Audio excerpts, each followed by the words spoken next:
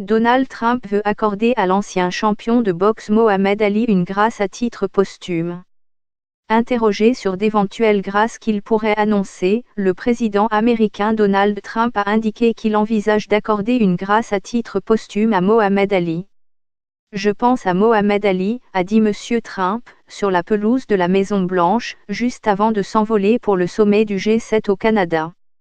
Le boxeur avait refusé d'être enrôlé dans l'armée en 1967, en pleine guerre du Vietnam, en avançant des raisons religieuses et sa réticence à aller affronter des populations lointaines qui ne lui avaient personnellement rien fait. À lire aussi, Singapour, Donald Trump confirme le sommet avec Kim Jong-un condamné pour insoumission, il s'était en conséquence vu retirer son titre de champion du monde.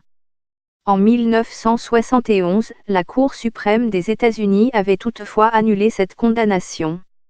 L'ex-président démocrate Jimmy Carter avait par la suite amnistié les objecteurs de conscience ayant refusé de s'engager pour le Vietnam.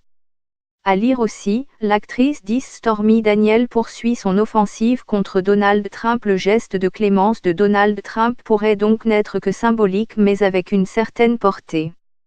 Le président a fait cette annonce pratiquement 2 ans, jour pour jour, après les obsèques de la vedette du noble art dans sa ville natale de Louisville dans le Kentucky.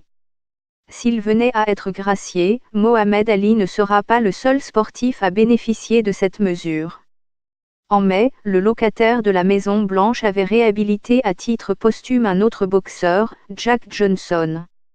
À lire aussi, Trump, vous ne devriez pas être en Amérique. Il s'agit du premier noir sacré champion du monde de boxe poids lourd en 1908, qui avait été condamné à la prison sur des motifs racistes.